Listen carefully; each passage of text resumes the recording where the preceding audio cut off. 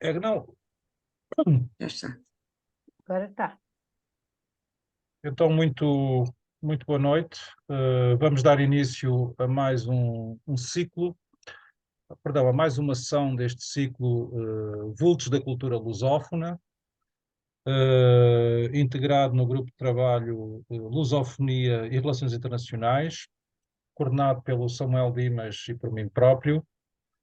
Esta nova direção da Paz, como sabem, eleita a 18 de março deste ano, tem apostado muito nos grupos de trabalho, é um dos eixos fundamentais da nossa ação, desde logo para fazer interagir as muitas associações que fazem parte da PASC, cerca de meia centena, quer para ir agregando novas associações, como tem acontecido ao longo destes debates. Há 3 grupos de trabalho ativos, para além deste, há o grupo de trabalho Transição Climática e Energética, Mar e Território, coordenado pela Paula Policarpo e pela Ana Sofia Lopes, que fazem parte também da direção da PASC, bem como o grupo de trabalho Democracia, Cidadania e Inclusão Social, coordenado pelo Rui Martins e pelo Carlos Magalhães. Este grupo, este ciclo de debates, como se infere pelo nome, procura dar voz e salientar e dar a conhecer figuras maiores da cultura de língua portuguesa. E ao longo, esta é já a 12ª sessão, ou 11ª, e ao longo deste quase um ano já falámos sobre autores galegos, brasileiros, africanos. Aliás, podemos já anunciar que a próxima sessão, dia 20 de novembro, fica já o convite, sempre à mesma hora, às 9h30, será sobre mais um poeta africano, concretamente cabo-verdiano, Eugênio Tavares. Teremos connosco o Jorge Chichorro Rodrigues, que aliás acaba de publicar ou de reeditar uma obra, uma sua obra, precisamente sobre esse grande poeta cabo-verdiano, um dos maiores poetas cabo-verdianos. Mas, enfim, já falámos de facto sobre figuras maiores da cultura língua portuguesa, é também o caso de hoje. Hoje iremos falar sobre Eça de Queiroz e num prolongamento de um congresso que decorreu hoje, precisamente, durante o dia, na Biblioteca Nacional. Foi o terceiro encontro Eça de Queiroz, 150 anos. O primeiro encontro decorreu em 2019, por ocasião da abertura do canal do Suez, que o jovem Eça de Queiroz, então jovem jornalista, cobriu. Isso na altura foi muito salientado, foi uma espécie de batismo de fogo do Eça de Queiroz enquanto escritor, que ele de facto começou a notabilizar-se na sua prosa nesse conjunto de artigos que escreveu por encomenda do Diário de Notícias, na altura, até porque ele não se circunscreveu ao Egito, ao Canal de Suez, aproveitou a viagem para fazer um périplo pelos países vizinhos. Aliás, ele depois coligiu grande parte desses textos num volume. Entretanto, em 2021,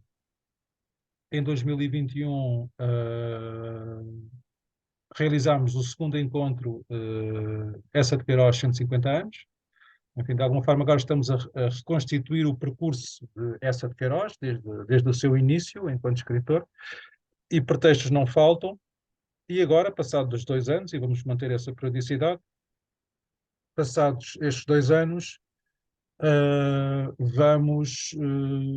realizamos este terceiro encontro, Eça de Queiroz, 150 anos, e uma vez mais tivemos a sala cheia, comentava isso há pouco, antes de começarmos a gravar. O Eça de Queiroz continua a manter, de facto, um grande magnetismo, e vem gente até de fora do país. Tivemos connosco o Brunello Natale de Cusatis, que veio expressamente de Itália para estar connosco, a exemplo do que já tinha acontecido em edições anteriores. Entretanto, também saúdo quem se juntou. Jorge, estás a ouvir-nos?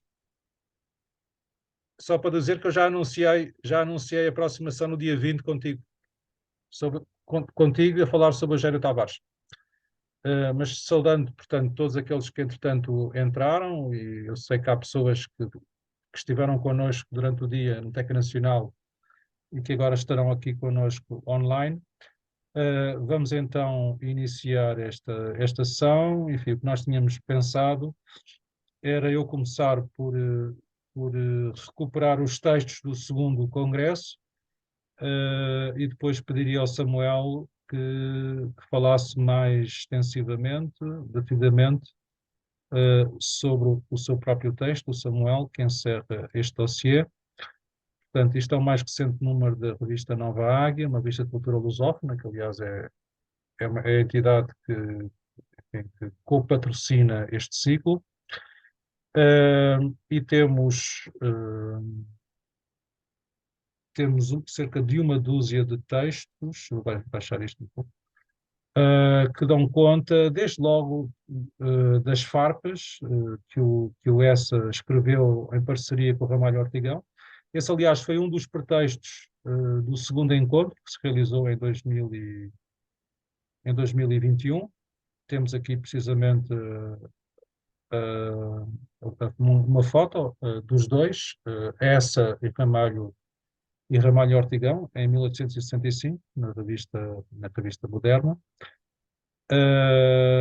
Aqui uma reprodução dessa publicação na altura tão impactante, que foram as farpas. Aliás, hoje, ao longo do dia, a Irene Fialho e o próprio Miguel Real, não sei se o Miguel Real também já entrou, eu fui levá-lo a casa, já que sou vizinho dele.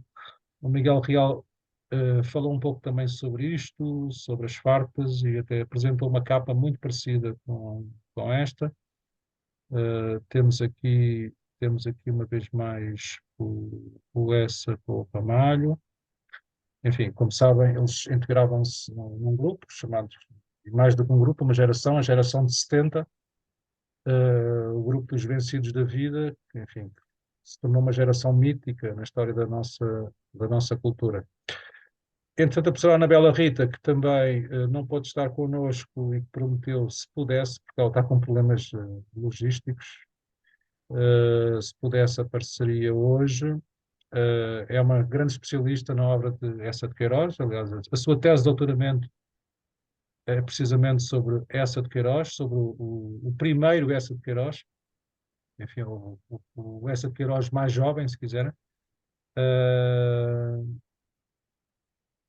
Foi esse o objeto da sua tese de doutoramento, e ela tem sempre participado em todos estes nossos encontros que se têm realizado de 2 em 2 anos. Também a colaboração do Brunello Natale de Cusates, um professor italiano muito conceituado, entretanto aposentado, que tem também participado em todos os nossos encontros. Aliás, hoje fez uma intervenção muito interessante sobre Itália em Essa e Essa em Itália, onde dava conta que, enfim, que o Essa, apesar de tudo, demorou algum tempo a chegar à Itália, mas chegou. Tanto quanto eu me lembro, ele disse que a primeira obra a ser traduzida em italiano foi em 1913, ou seja, 13 anos após a morte do Essa. Mas enfim, de então para cá, o Essa de Queiroz tem-se consolidado como uma figura de referência, muito estudada em Itália. Até porque Itália, eu tenho verificado isso, enfim, já tinha essa percepção, mas estes congressos também têm consolidado essa convicção. Itália é muito provavelmente, para não dizer certamente, dos países europeus, e falamos agora dos países europeus, o país mais lusófilo, ou seja, aquele que mais se interessa pela cultura portuguesa em particular e pela cultura lusófona em geral. Isso vê-se, e estou a falar a nível académico, a nível das cátedras, a nível dos departamentos, o número de académicos italianos, universitários italianos, que estuda autores portugueses, que faz teses de mestrado e doutoramento sobre autores portugueses. Eu acho que não tem paralelo, enfim, nunca contabilizei, mas pela amostra, eu diria que Itália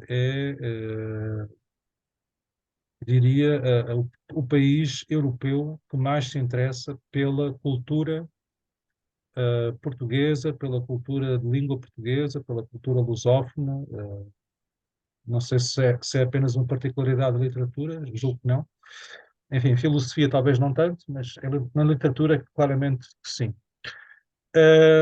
Temos também a colaboração neste número do Carlos Nogueira. O Carlos Nogueira, neste momento, é presidente da cátedra José Saramago, da Universidade de Vigo. Ele também é docente na Universidade de Trás-os-Montes e autor. Eu, por acaso, estive com ele na semana passada, num outro evento, um congresso sobre o Guerra Junqueiro e o Basílio de Teles. Aliás, fica ao convite também. Esse congresso começou no Porto, no dia 13, na Universidade Católica do Porto, onde ele partilhou uma mesa comigo. Vai decorrer também amanhã, na Biblioteca Nacional. Portanto, amanhã é dia 17, a partir das 9h30 até às 7 da tarde, vamos ter 4 painéis sobre Guerra Junqueira e Basílio de Teles. E ainda haverá uma sessão no dia 20, sexta-feira, na Universidade de Coimbra. Ambas as sessões são abertas ao público, portanto, estando em Lisboa amanhã ou em Coimbra na sexta-feira, fica o convite para que possam aparecer. O Carlos Nogueira, enfim, salientou, como se infere pelo nome, pelo título, sobretudo, enfim, essa ironia tão característica e tão lendária de Eça de Queiroz. Aliás, hoje também, né, em várias intervenções, naturalmente se falou disso, do sarcasmo de Eça de Queiroz, foi a Paula Oleiro, salvo erro, falou em particular disso. Aliás, também é o tema deste próximo ensaio, do César Tomé. Infelizmente ele não pode estar connosco hoje, por razões de saúde.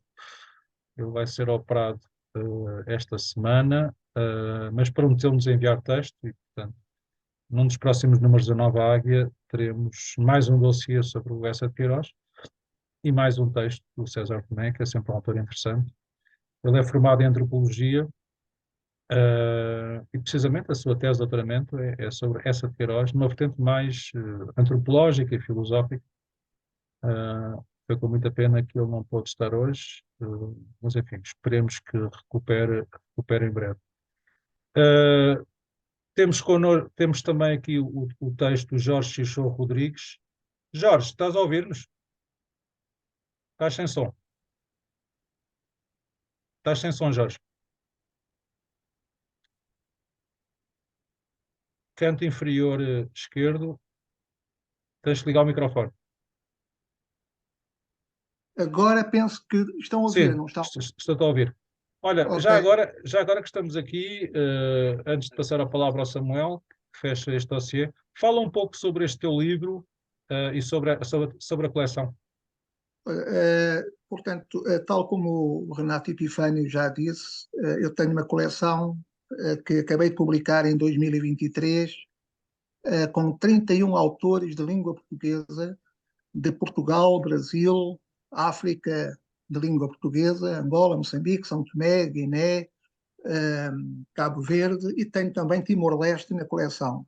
É uma coleção dirigida ao público de língua portuguesa, espalhado pelo mundo inteiro, e em particular, uma vez que hoje estamos a falar de Eça de Queiroz, o Eça de Queiroz faz parte também desta coleção, é o segundo autor contemplado na coleção, em que eu faço para cada autor o resumo da sua vida e da sua obra, de uma forma sintética, uma prosa poética. São livros de capa dura, com ilustrações, e o Essa está presente nessa coleção, já vai na segunda edição, tal como outros livros da coleção também já estão na segunda edição, Fernando Pessoa, Cecília Meireles, José Craveirinha, etc. O Essa de Queiroz deu-me um prazer particular escrever, uma vez que é um autor de quem eu gosto bastante e que é efetivamente um ícone da nossa cultura portuguesa. Eu vou partilhar aqui, Jorge, vou partilhar aqui o nosso site dos livros, onde estão os teus. E assim as pessoas podem ver. Isto é o mais recente, que vai ser apresentado na próxima sessão. O Eugênio Tavares também já já vai para a segunda edição, é considerado o poeta príncipe de Cabo Verde. Viveu na transição do século XIX para o século XX. Muito bem. Este é o último título da coleção, é o 32º, é uma espécie de livro de síntese, não é? Da pátria à frátria da língua portuguesa. Da língua. Portanto, este 32º livro, ou título, é uma espécie de ensaio poético sobre todos os autores que foram contemplados. E este livro já foi apresentado quer pelo Renato Epifânio, quer pelo Dr. Oliveira Martins, quer pela Exatamente, no dia 5 de maio, são parentes, Jorge, no dia 5 de maio, no Centro Nacional de Cultura, aqui em Lisboa. Exato. E também o Miguel Real também já se debruçou sobre a coleção. O Fernando da Costa fez a apresentação do livro sobre o Saramago. Penso que é o 19º livro da coleção, é sobre o José Saramago. E, a certa altura, o Fernando da Costa disse que quem lesse o livro sobre o Saramago ficava a saber principalmente o essencial sobre o José Saramago. A obra publicada por ele. Estes livros têm aliás, há uma coleção da imprensa nacional Casa da Moeda, que é precisamente o essencial sobre correntes e autores, e esta coleção está muito afim dessa outra da imprensa nacional. Ou seja, também tem ilustrações, dentro do livro há ilustrações, tem capa dura, tem contracapa, apanha o espírito de cada autor, ou seja, é uma espécie de psicografia de cada autor. E, evidentemente, o Fernando Pessoa já foi adaptado para teatro, ganhou um prémio, ganhou o prémio Rui de Carvalho em teatro, o livro que foi a adaptação do Fernando Pessoa, que também já está na segunda edição, e há 2 títulos desta coleção que já foram adaptados para animação. Um deles foi adaptado pela Porta Editora, uma animação sobre o Gil Vicente. Esta coleção vem desde a Idade Média até ao século XXI e vem desde o Dom Dinis até ao José Saramago. E é uma coleção que também não é uma coleção elitista, não é de maneira nenhuma coleção de elite, uma vez que também tem autores do povo. O António Aleixo está presente nesta coleção, a Carolina Maria de Jesus, que é uma paulista, que era favelada, vivia numa favela, também está presente nesta coleção. Portanto, sabe, Jorge, que me pediram recentemente um prefácio para um livro do Fernando Silva, Filosofia e Política no Destino de Portugal, uma coisa parecida. Eu já fiz o prefácio e usei o teu livro também. Eu trouxe o Fernando Silva para a coleção porque eu penso que Timor era um elemento muito importante para estar presente na coleção e então eu pensei que timorense é que eu poderia trazer para a coleção. Evidentemente, há um timorense que é muito conhecido, mas que está vivo, que é o Xanana Guzmão, também é poeta, mas pensei que esta coleção apenas tem autores que já faleceram, autores que já morreram.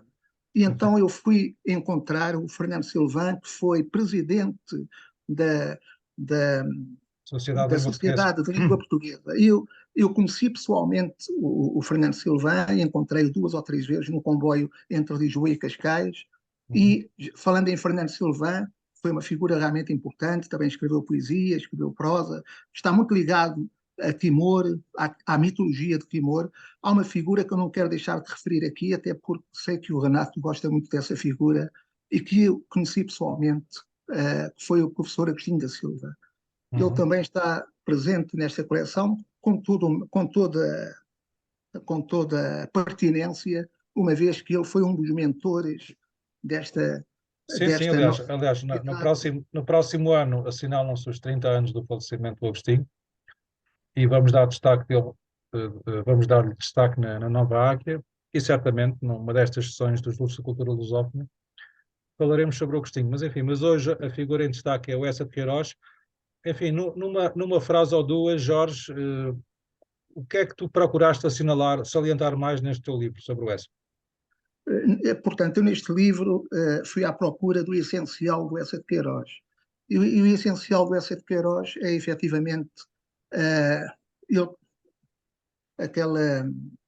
uma célebre frase do Essa de Queiroz sobre o manto da poesia. Quer dizer, de repente está-me a faltar aquela frase que é O A frase o manto diáfano, não é? O manto o diáfano. manto de sobre o... É Sobre o qualquer manto coisa... diáfano da realidade, a nudez da... Não, Pois, sobre o portanto, manto diáfano da poesia, a nudez da se verdade, a tivesse nudez aqui da um livro, verdade. se tivesse aqui o livro, eu diria já, porque em todos os livros de todos os autores, eu começo por escrever uma frase que é paradigmática desse autor. E para mim, uma frase paradigmática do Eça de Queiroz é exatamente essa que está na estátua que desce para o Cais de Sodré, está lá escrita essa frase. Portanto, o Eça de Queiroz, digamos que ele consegue fantasiar, no bom sentido da palavra, ele poetiza a realidade. Ele consegue Sobre mostrar. a nudez crua da verdade, o manto diáfano da fantasia. Pois, eu penso Peço que isso desculpa. Muito bem, essa, não, eu penso muito, que é É muito, isso. muito a propósito, Luís. eu penso que eu diria, respondendo ao Renato Epifânio, eu resumiria o Eça de Queiroz, se é possível resumi-lo, que não é possível, evidentemente, essa frase penso que diz Aliás, bastante sobre. está aqui no teu texto, ó Jorge, sobre Está, está, como disse a Luísa, sobre a nudez crua da verdade, o manto diáfano da fantasia. Está aqui, estás a ver? Até está. tu, até tu, Eu não tinha aqui o livro à mão, porque não, no teu Está texto naquela estava estátua da que está revista. ao pé do Largo de Camões, na rua do Alecrim, acho eu, não é? Na rua do Alecrim. Salvo engano, agora, é. eu pretendo fazer animação a partir de vários livros da coleção, porque as duas animações que foram feitas ficaram muito bem feitas. Uma é sobre o Gil Vicente, como eu já disse aqui, que está no manual do 9º ano da Porta Editora. É o livro, está-me a faltar o nome, mas é o manual do 9º ano da Porta Editora para português. E o outro é o Pedro Vaz de Caminha, que também é uma figura extraordinária. Ele não era propriamente escritor nem poeta, ele foi o escrivão-mor da armada do Pedro Álvares Cabral. E ele é o autor da carta a El Rei Dom Manuel sobre o orçamento do Brasil. Ele é considerado por muitos o primeiro escritor do Brasil. Muitos consideram, evidentemente, que ele não era escritor brasileiro porque não havia Brasil ainda sequer, não é? O Brasil ainda não existia. Mas há certos autores que o consideram o primeiro escritor brasileiro. Evidentemente que isto não será possível, uma vez que não havia Brasil na altura, não é? Mas eu penso que é muito importante ler Carta a El Rei Dom Manuel sobre o orçamento do Brasil para conhecer o mundo de língua portuguesa. É fundamental este documento, que é um documento único na história da humanidade. É considerado a certidão de nascimento de um grande país continental. E esse país continental existe graças à língua portuguesa. Se não fosse a língua portuguesa, o Brasil Não existia. não seria unido. Não, exatamente, já não existiria. Já Não existiria, não é? temos falado bastante sobre isso. Muito bem, Jorge. Vou então passar a palavra. Eu, entretanto, fui percorrendo a revista, a mais uma dúzia de ensaios, que, enfim, que se debruçam sobre diversos aspectos da obra e do pensamento de Eça de Queiroz, mas aproveitando também a presença do Samuel, até porque ele que fecha este dossiê, e porque ele também coordena comigo este grupo de trabalho, este ciclo de debates. Samuel, a palavra é tua para que nos possas partilhar connosco o que é que quiseres defender neste texto em particular. Olá, boa noite mais uma vez. O Essa é assim uma figura sedutora. Estou a pensar no meu filho, que gosta muito dessa, e portanto continua a atrair estas novas gerações, talvez pela sua diversidade de abordagens e pelas suas constantes interpelações. Eu, neste texto, procurei fazer um breve percurso por 3 grandes fases deste autor, a partir da sua vivência mais espiritual e estética. E, nesse sentido, eu identificaria talvez 3 grandes períodos. O primeiro período, que corresponde a um certo romantismo místico,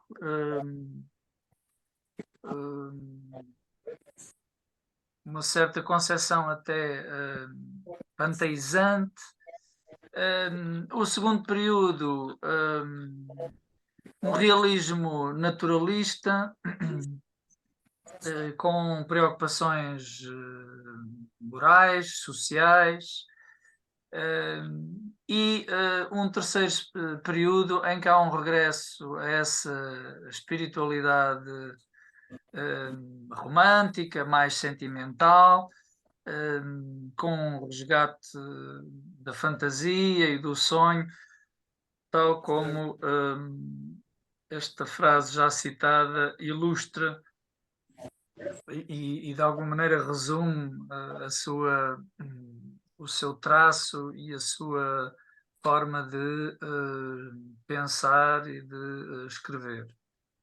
Então, em relação a este primeiro período, não podemos esquecer que essa pertence a um movimento muito conhecido, esse romantismo da Boémia coimbrã, na companhia de intelectuais republicanos e liberais, como Oliveira Martins, Ramalho Ortigão, Guerra Junqueiro, Teófilo Braga, Antero de Quental. A fantasia e o sonho dominavam as obras destes escritores. Este movimento da geração de 70, e esta estética acaba por romper com alguns delírios ultrarromânticos, e nesse sentido desenvolve um lirismo mais simples, mais sóbrio, aliado sempre a preocupações sociais e humanistas, como nos lembramos das várias obras que o autor escreveu. Destaque ainda para o seu diálogo com autores como Baudelaire, Edgar Poe, e essa primeira reunião de textos sob o título de Prosas Bárbaras, em que o autor faz essa incursão lírica com vivências místicas, repleta de vivências místicas. Trata-se de um período que vai desde 1866 até à publicação do Mistério da Estrada de Sintra, em 1870, e é um período em que na sua obra permanece essa perspectiva mística e prevalece uma atmosfera noturna, misteriosa, visionária, com o culto fantástico, com esse gosto de chocar, de provocar, e de suscitar essa admiração pelo ideal. É nesse sentido que ele recorre até à imagética do inferno, do satanismo, para se referir a um estádio superior de harmonia, de paraíso, superador dessa existência dolorosa e paradoxal, ilustrada pela imagética do inferno. Então, estamos em presença de um mundo imaginário, povoado de metáforas, que de alguma maneira transporta o leitor para uma outra realidade, em que, usando esta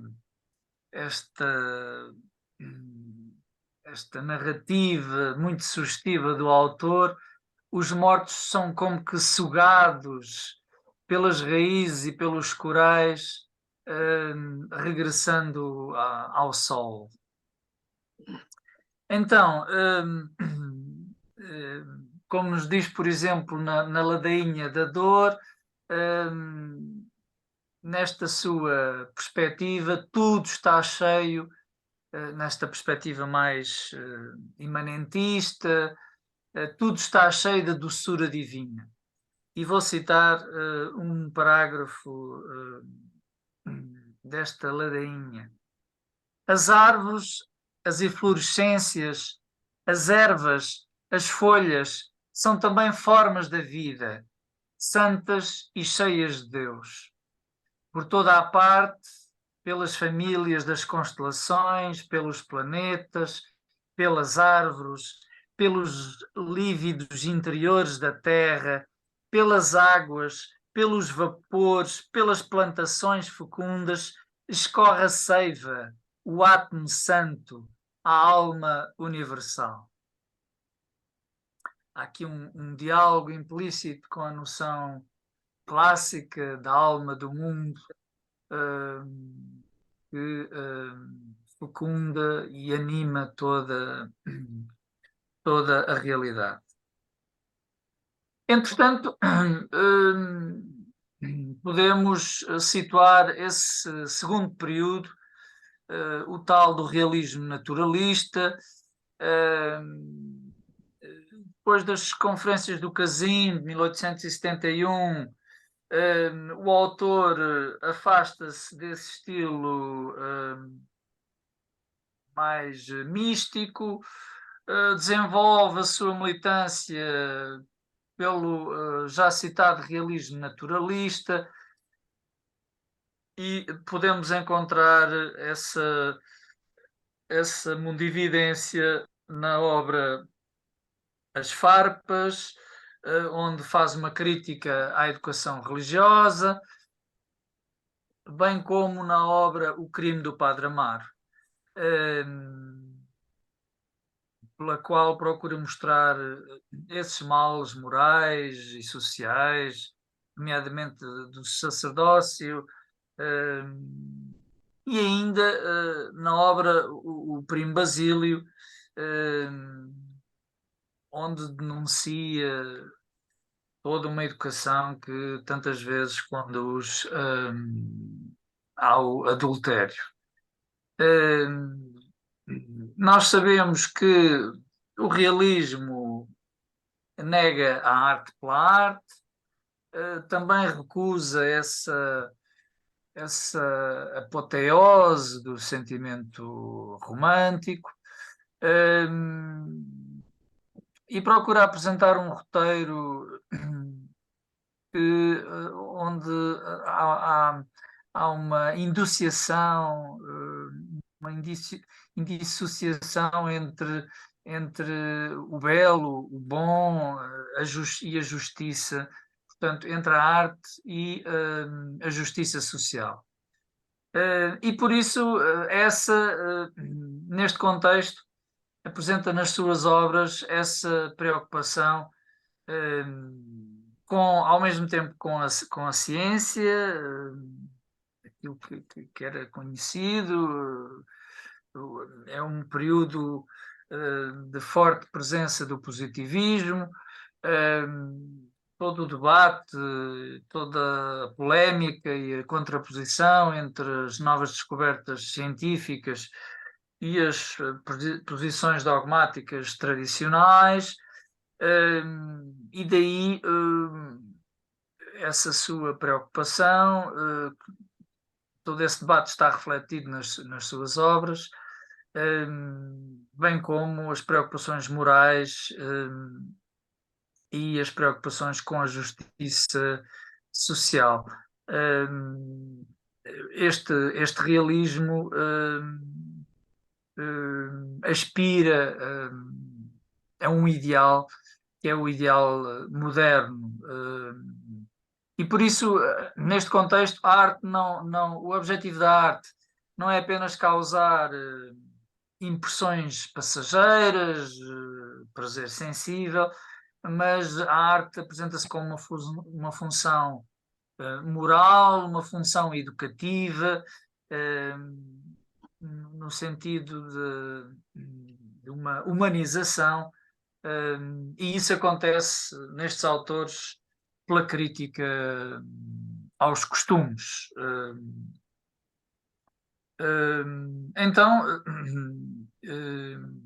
no entender dessa, este naturalismo é, no fundo, a expressão científica da arte, tal como isto está dito no seu texto Crítica e Polémica, da correspondência inédita de Frederico Mendes. Diz o autor que o naturalismo é essa expressão científica da arte, tal como a República é a forma política da democracia e o positivismo é a forma experimental da filosofia. Portanto, reparem no alcance, na profundidade, na abrangência da obra de Essa, que cuja literatura está fundamentada num horizonte de conhecimento científico, filosófico, e até de reflexão, teoria política. Finalmente, um terceiro período que eu chamaria de um certo regresso a essa espiritualidade sentimental romântica, mas é claro que, tal como no primeiro período, nós encontramos em German esse naturalismo social, essa preocupação mais social, esse naturalismo científico. Também o último período não significa um abandono dessas preocupações e desse traço. Quando dividimos esta obra em períodos, o que pretendemos é destacar as prevalências, as tonalidades. Não há aqui compartimentos estanques. No entanto, é verdade que há novamente um regresso aos tópicos românticos, num contexto mais eclético, um resgate do sonho, da fantasia, do esoterismo oriental, em detrimento daqueles padrões, em detrimento de uma acentuação, de um foco tão grande nos padrões da lógica cientificista, e isso acaba por se expressar em obras como o Mandarim, de 1880, que recorre precisamente a essa subjetividade do narrador, ao uso da ironia e do género alegórico.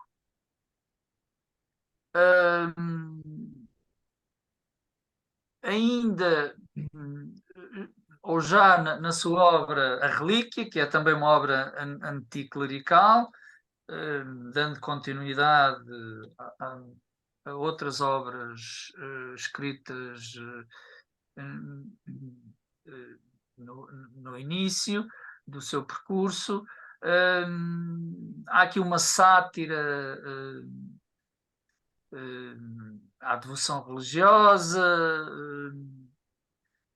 por exemplo, na referência ao comércio das relíquias, e dessa maneira vai entrelaçando tópicos bíblicos. Isto é uma obra em que questiona também o saber certo e objetivo, e introduz elementos relacionados com a experiência religiosa e a fé. Depois temos, ainda no contexto desta incompreensão religiosa, a reação que é comum aos autores desta geração em relação ao Deus antropomorfizado da educação juventude,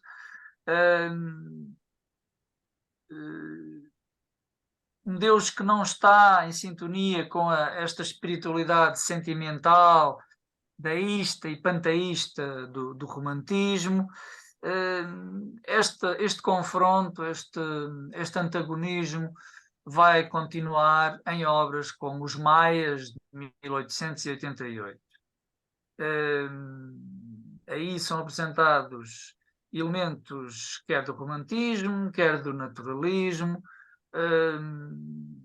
numa espécie de síntese de contrários,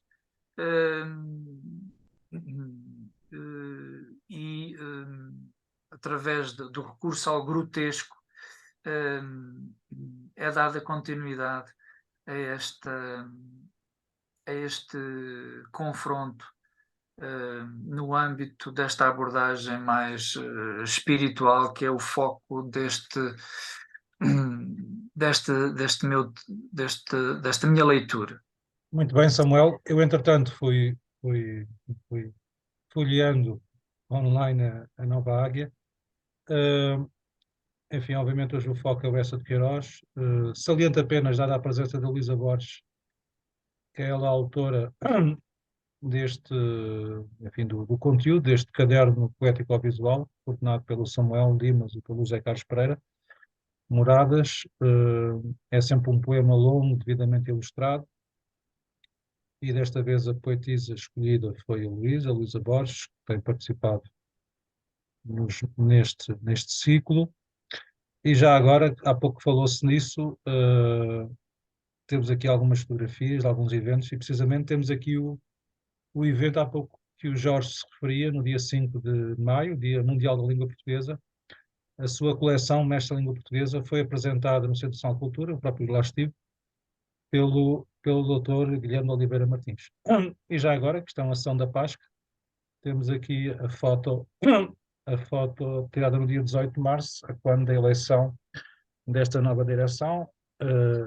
Dos 5, estamos 3, a Paula Policarpo, eu próprio e o Samuel. Mas o Rui Martins e o Carlos Magalhães fazem parte também da direção da Nova Águia. E temos também já agora as capas, porque houve uma capa em que o Essa de Queiroz também apareceu, e aproveito também a oportunidade para dar um abraço ao Henrique Gabriel, que foi o autor desta capa. Ele neste momento está a atravessar um período de saúde. Não, Renato, o Henrique Gabriel faleceu. Faleceu? Faleceu. Pá, não. Ele faleceu há coisa de um mês, talvez. Pá, não sabia disso. Aproveito para referir que, a partir do 22º número da coleção, a coleção tinha sido publicada anteriormente por outra editora, que era a Prelo. Havia um artista que era o José Ribeirinho, que fazia as capas e as contracapas e as ilustrações, e como o José Ribeirinho faleceu com a mesma doença do Henrique Gabriel, problemas de pulmões, ambos faleceram com problemas de pulmões, eu então recorri ao Henrique Gabriel, que se mostrou imediatamente pronto para continuar o trabalho que tinha sido feito pelo José Ribeirinho. E o Henrique Gabriel, então, a partir do 22º número, que era o Rei Dom Dinis, o homem das cantigas de amigo e de amor, e também com o apoio do Mil, e eu estou grato ao Renato por esse facto, não é? A partir do 22º título da coleção, foi o Henrique Gabriel que pegou nas ilustrações, nas capas, nas contracapas, com entusiasmo, com amor, com paixão. E se não fosse o Henrique Gabriel, provavelmente a coleção não teria chegado a Porto Seguro. E depois da coleção chegar a Porto Seguro, o Henrique Gabriel viveu mais alguns meses e no hospital, eu falava com ele para o hospital e ele disse-me: olha, a primeira pessoa com quem eu vou almoçar quando sair do hospital é contigo. Porque ele supostamente queria fazer a capa e a contracapa para este livro, para a segunda edição de Eugênio Tavares. E faltava-lhe uma ilustração para poder dar o trabalho por findo. Portanto, eu tive de recorrer às ilustrações da primeira edição e à capa da primeira edição, porque o Henrique Gabriel, por grande infelicidade, Pois. faleceu quando lhe faltava apenas uma ilustração. Então temos que homenagear este grande artista que foi o Henrique Gabriel, que foi um homem extraordinário. Permitam-me, eu sabia que ele estava muito mal, mas não tive notícia da morte dele. Sim. Permitam-me então esta homenagem feita em direto. Ele foi autor do logotipo do Mil, foi autor de várias capas, nomeadamente esta, a terceira, sobre Agostinho da Silva. A sétima capa, sobre o Fernando Pessoa. A 16ª, sobre o Orfeu, esta bela capa, parece o Pascoais e o Fernando Pessoa. Depois foi também o autor desta capa, do Afonso de Albuquerque, o 19º número. E mais recentemente foi autor da capa do Essa de Queiroz. E também trabalhou, isto não é um desenho dele, isto é um desenho do Lima de Freitas, mas ele ajudou-nos a apurar este desenho. Enfim, lamento muito, mas certamente no próximo número da Nova Águia... Eu penso que poderíamos dar, talvez, sim, faremos o destaque, até porque eu gostava muito do Henrique. Era uma pessoa fantástica. Nós às vezes, enfim, os amigos às vezes procuram-se poupar e quando sabem que os outros estão mal, enfim, para não sobrecarregar as pessoas, mas enfim, lamento muito esta notícia. Mas enfim. Ele tinha 60 anos, 58, 60 anos. Sim. Muito bem, mas hoje falamos sobre o Essa. O tema é Essa de Queiroz, sua atualidade. E antes de começarmos esta conversa, a gravação, estávamos aqui com a Paula Policarpo e ela estava a partilhar connosco a sua visão sobre o Essa, uma visão muito acutilante, como é própria da Paula, e acho que ela defendia bem essa tese de que o Essa era atual e aduzia às suas razões. Paula, gostava que tu reproduzisse aqui em síntese porque é que o Essa é atual, a teu ver. Boa noite, obrigada. Eu estava mesmo a despedir-me de vocês, não sei se viram aqui no chat, já tinha dito que ia sair, porque eu estava aqui um bocadinho à boleia Mas eu gosto de contrariar, como sabes. à boleia da reunião que tivemos previamente na direção da Paz, como o Renato disse, costumamos aproveitar meia hora antes para reunir. Mas fiquei precisamente, não é o meu grupo de trabalho, mas que eu coordeno, mas o do Renato, mas eu fiquei precisamente porque era sobre o Essa de Queiroz e tem a ver com aquilo que eu estava a explicar há bocado ao Renato e ao Samuel.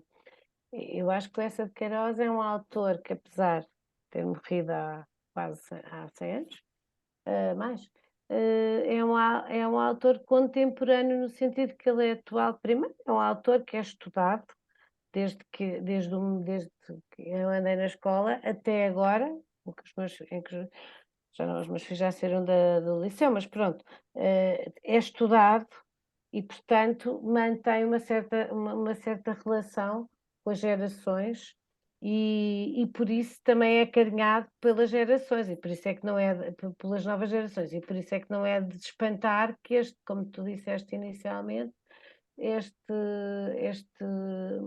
evento onde vocês vêm tenha tido muita gente, porque há várias gerações que se interessam e gostam do Essa de Queiroz. E depois tem a ver com isso.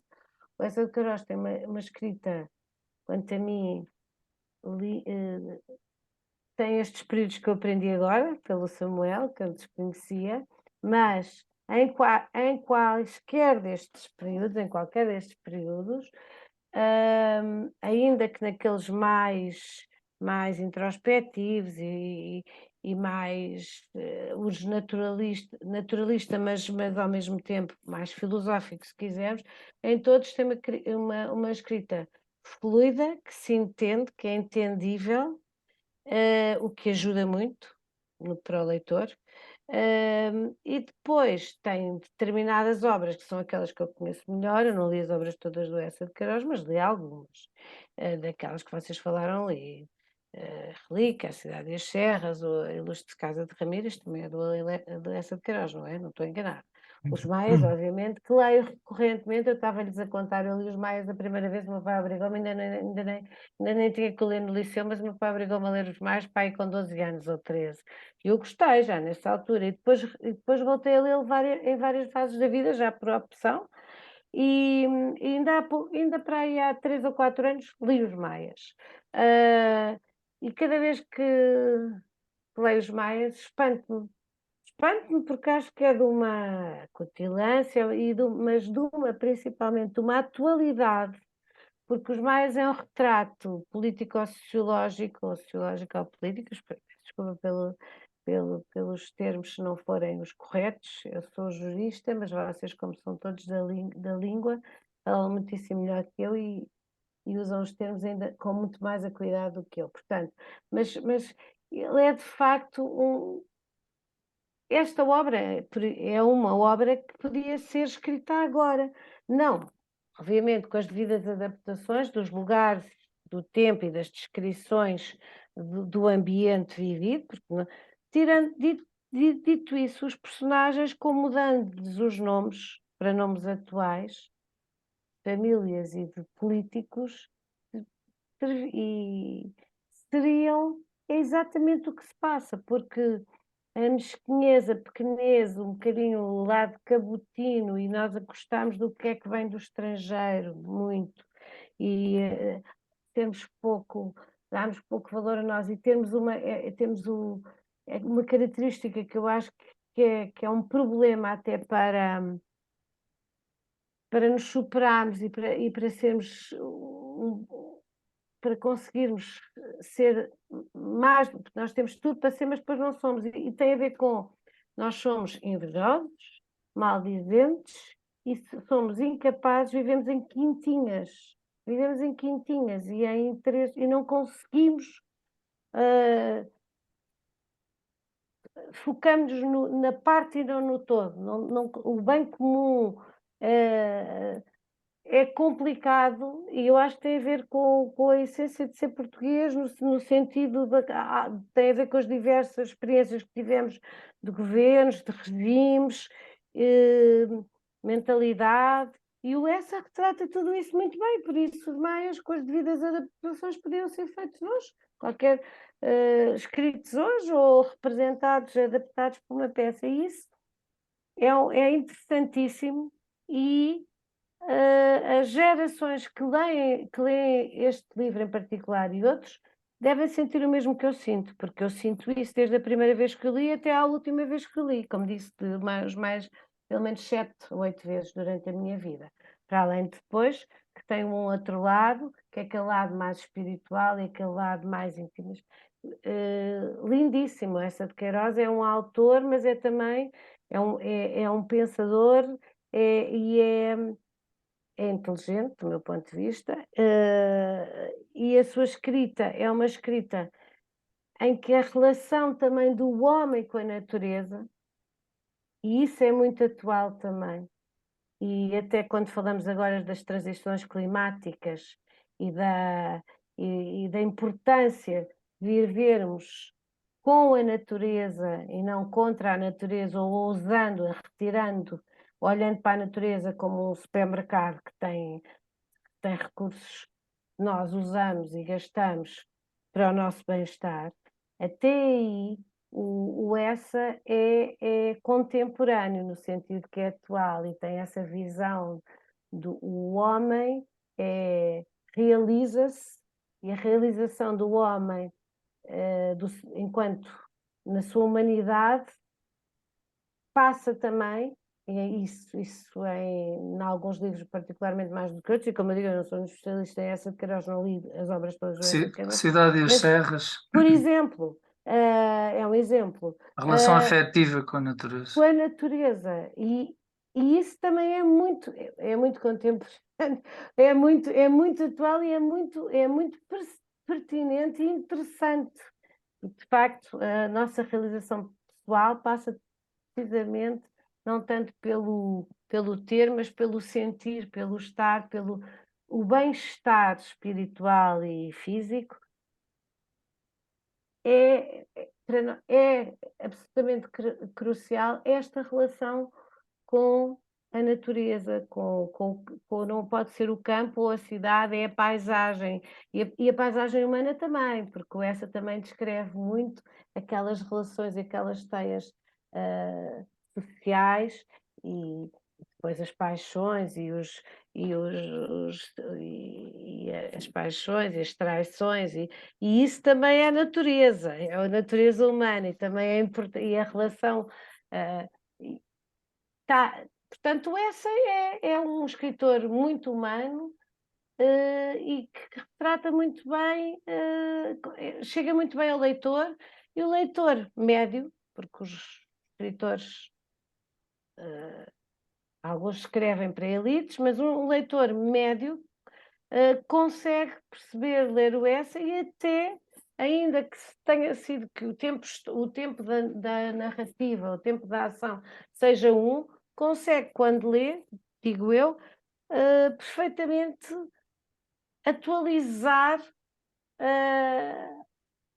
a trama e tudo aquilo que o Essa descreve ou que se passa, e ter algo e conseguir ter empatia e até pôr-se ficar a achar que era possível ser agora, e descreve muito também. Eu acho que essa tem uma outra coisa, já estou a falar mais. Descreve muito, ele é muito descritivo também, como é típico de alguns autores dessa altura, às vezes demasiado, mas eu não me canso mesmo assim, porque há uns que eu, sinceramente, da mesma época, em que é impossível. Passa algumas páginas. Mas o Essa não, até nisso ele é interessante desse ponto de vista também, porque a descrição não é, apesar de exaustiva, não, a mim não me cansa. Pronto, acho que basicamente é isto. Muito bem, Paula, defendeste bem a tua causa. Podes ir dormir, podes ir Pronto, dormir. posso ir dormir, não posso? Pronto. Luísa Borges, porque é que o essa é atual?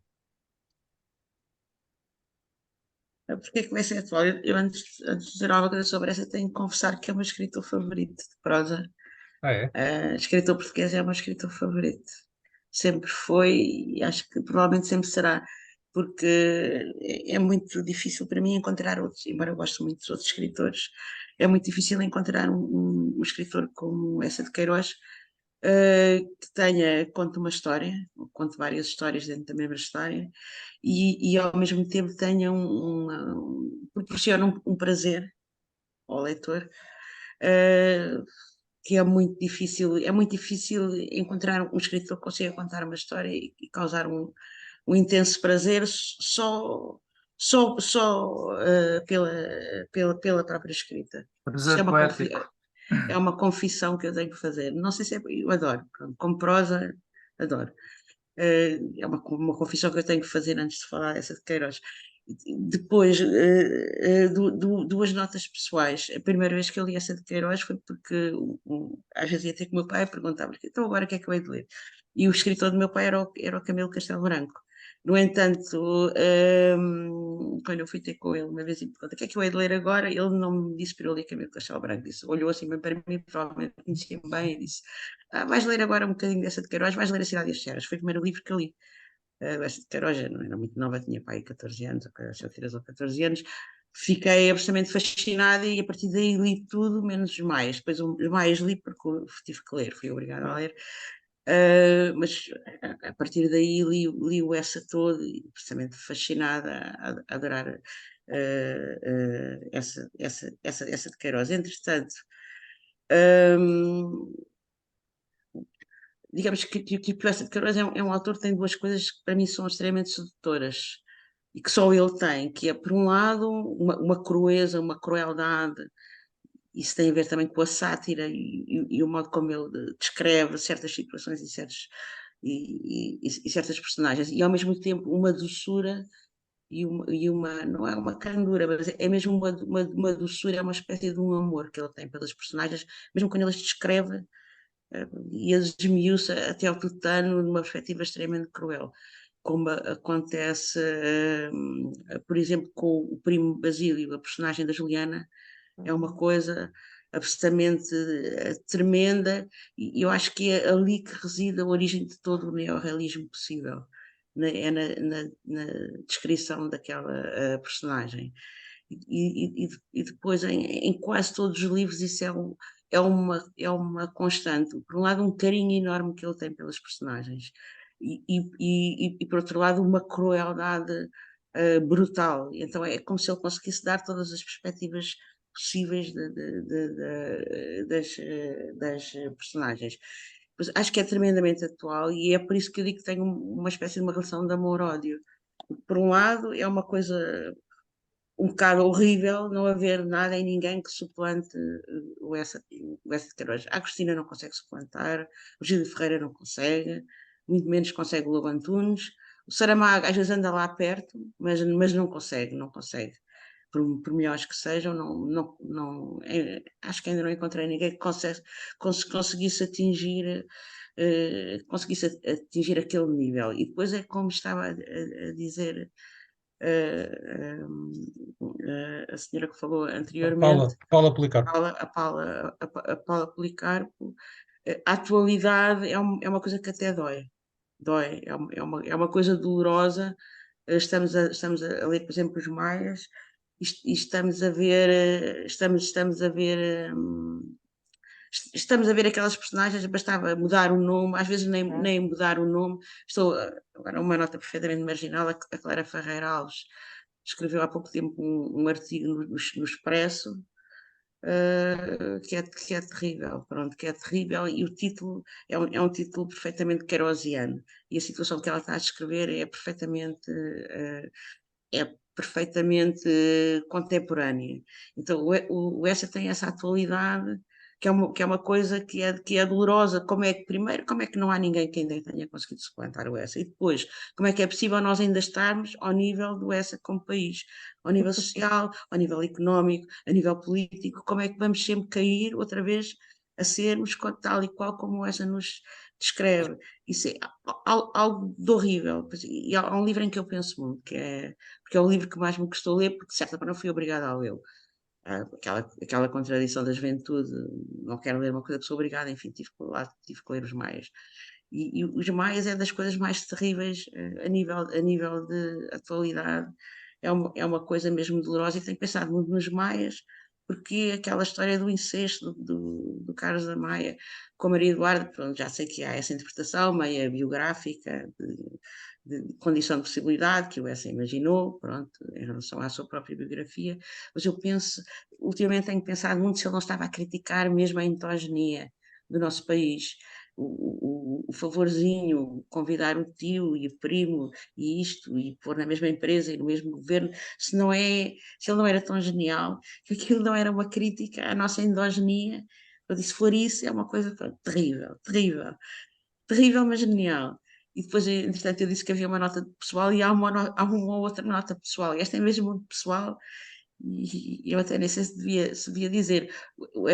Aquela frase do Essa de Queiroz está naquela estátua, que é sobre a nudez crua da verdade, o manto diáfano da fantasia, porque tenho também que confessar, quando eu era uma jovem estudante de filosofia em Lisboa, nós tínhamos uma tertúlia, sobretudo no primeiro e no segundo ano, depois bateu-se um pouco mais, mas enfim, tínhamos uma tertúlia poética, artística, assim um bocado, muito de juventude, e muitas vezes nós íamos sair para a noite lisboeta, e é uma paragem obrigatória do nosso grupo, que se juntava não só pessoas de filosofia, como de literatura e por vezes de direito, e então juntávamos ali na base dessa estátua, onde está essa frase, e depois todos íamos ali dizer poemas e dizer aquelas coisas próprias da juventude, e era uma espécie de patrono que a gente tinha, era o Essa de Queiroz, com aquela frase e com aquela estátua. Portanto, é um escritor, e é-me imensamente caro, mas pronto, acho que é terrível. Essa de Queiroz, somos nós, pronto, isso ainda somos nós. Isso é muito bom para ele, é genial, seja lá ele onde estiver, e seja lá onde for que vão depositar os ossos dele, mas pronto, é genial, mas para ele, mas é terrível para nós, como povo, como nação, como cultura, é uma coisa um bocado, não dá para terrível. Eu podia só dar uma pequena chega aqui às palavras Com é certeza, Jorge, com certeza. é uma coisa muito rápida. Uma das vantagens do Eça de Queiroz foi o facto de ver o Portugal de fora. Ele amou Portugal até ao fim, mas ele viu Portugal de fora. E, portanto, quando nós vemos de fora, vemos com mais objetividade. É que eu falei de cabotinice, ou de, É genial a é- descrever a nossa cabotinice, é de exato. uma crueldade. E ao mesmo tempo é amoroso, ao mesmo tempo vê-se que tem amor. É precisamente porque ele saiu e por isso olhou para Portugal com os olhos de alguém que saiu e que pôde comparar. E o problema é que é justamente esse. Agora, Aliás, também, muito Só rapidamente, mais uma coisa, é impossível comer uma sopa de favas sem pensar em essa de Queiroz, é impossível, eu não consigo comer uma sopa de favas, nem pensar em favas sem pensar em essa de Queiroz. Peço quer dizer, desculpa, e com isto termino. agora, muito rapidamente, o professor Agostinho da Silva também, quando foi para o Brasil, é que também o amor por Portugal ficou muito maior, não é? Quando a pessoa sai, ainda ama mais o país. Sim, é um bom paralelo. Eu próprio já escrevi sobre isso, e isso é literalmente verdadeiro no caso da Cristina da Silva. Ele só quando emigrou, só quando saiu de Portugal, só quando se fixou no Brasil, é que ele começou a interessar-se pelo sentido histórico da cultura de língua portuguesa. Isso é literalmente verdade. Aliás, tanto é verdade que ele chegou a dizer, agora aí sim de uma forma abusiva, que um português que nunca tivesse ido ao Brasil nunca descobriria o que é ser português. Isso, obviamente, é uma extrapolação da sua experiência pessoal. Mas eu acho Mas, que é verdade. É verdade. no caso da Cristina da Silva, é verdade, mas acho que isto não pode ser erigido como uma lei universal. Não é?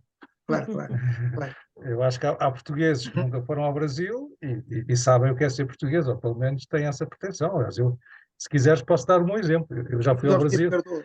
eu O já Miguel fui, Esteves eu Cardoso. já fui ao Brasil, mas antes de ir para o Brasil, acho que já me interessava por estas coisas. Portanto, não foi preciso ir ao Brasil.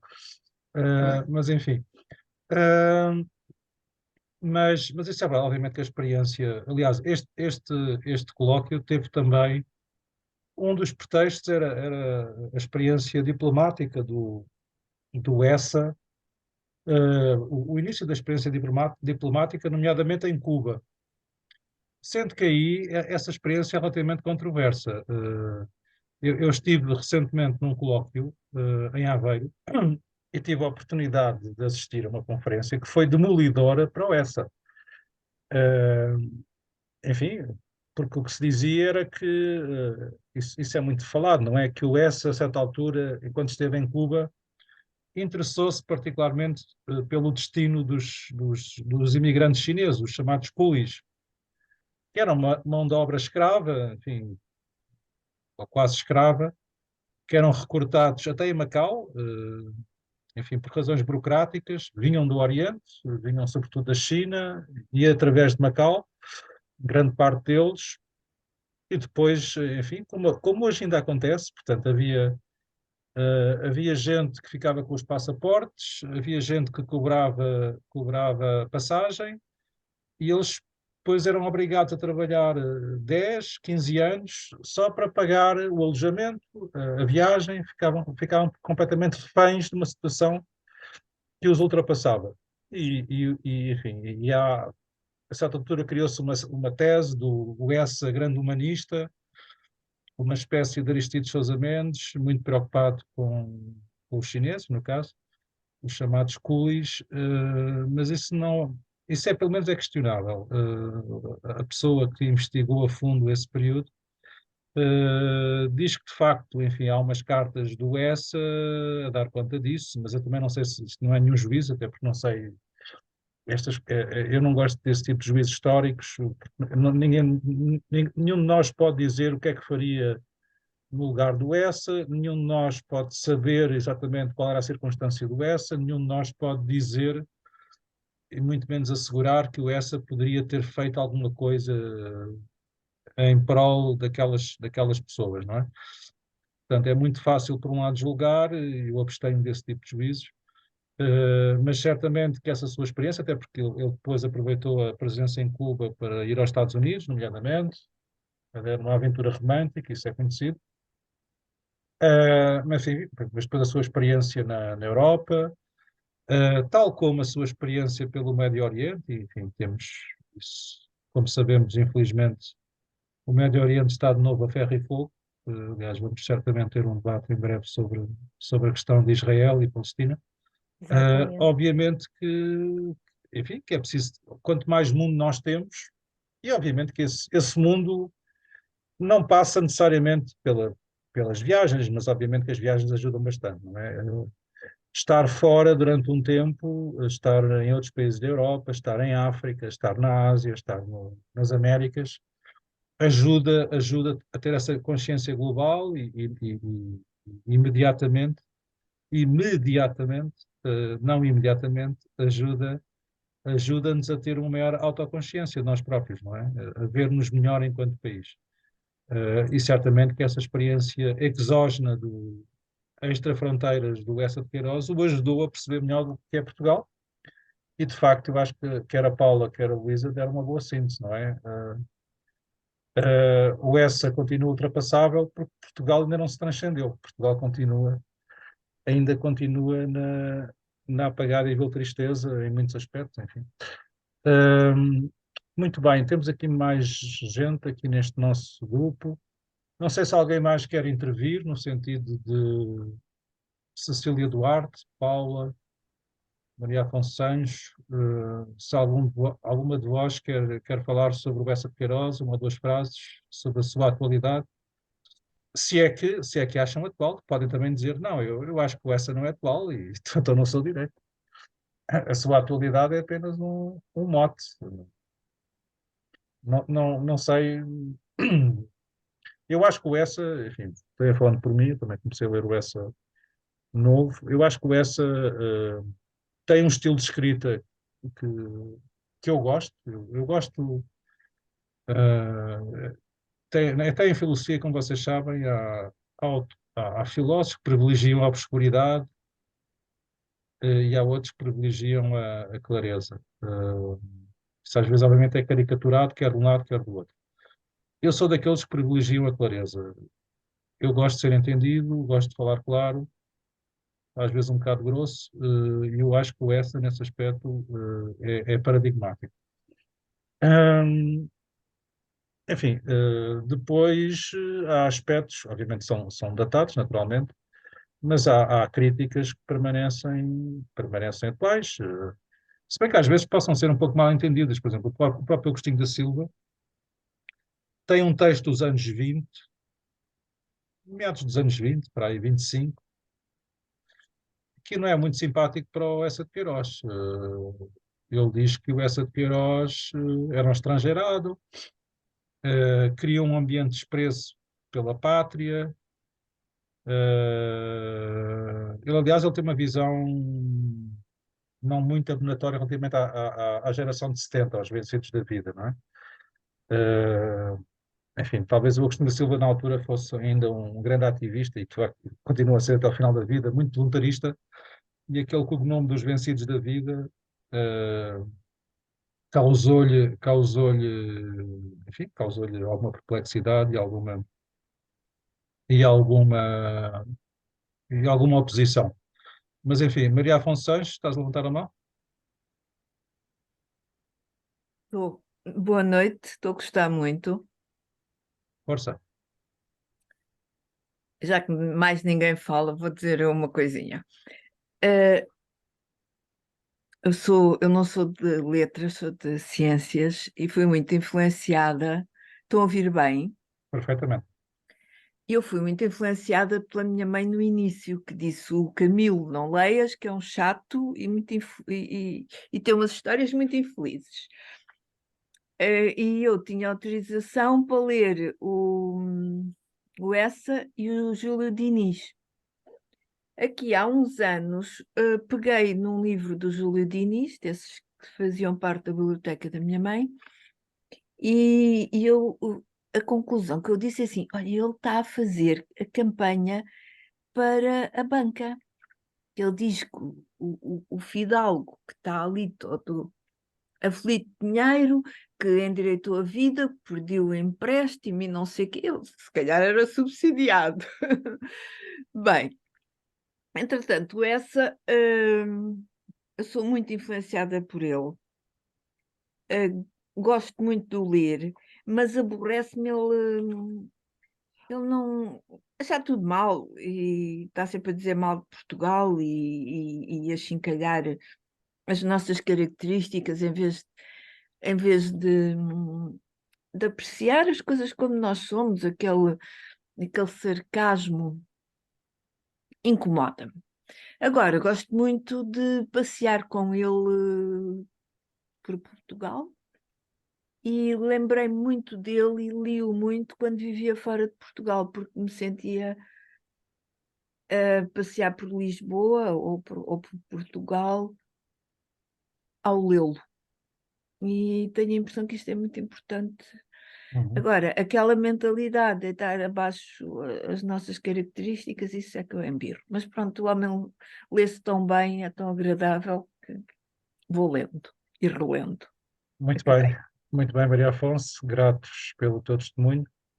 Não sei se mais alguém quer intervir. Seu Eduardo, Paula, última chamada. Então vamos, não havendo mais intervenções, vamos então dar por encerrada esta sessão. Gratos pela vossa presença, pela vossa participação.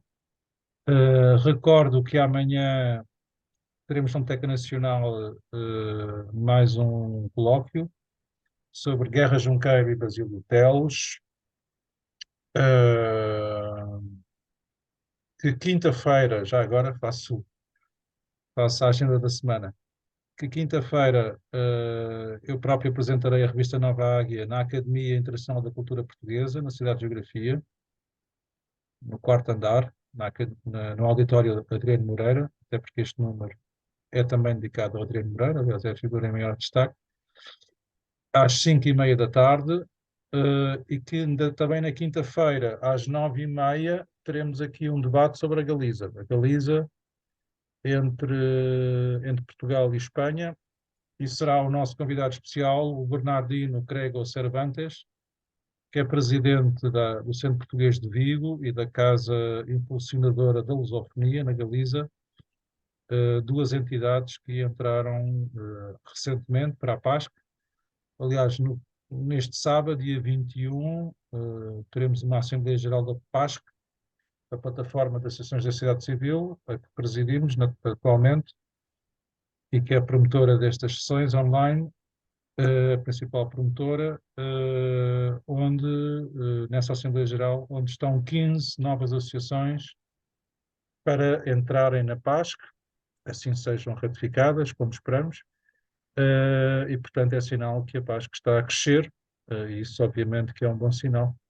E fica então um convite para que possam, ou presencialmente ou online, já nesta quinta-feira, às 9h30, estar connosco. E dito isto, vou então encerrar a gravação.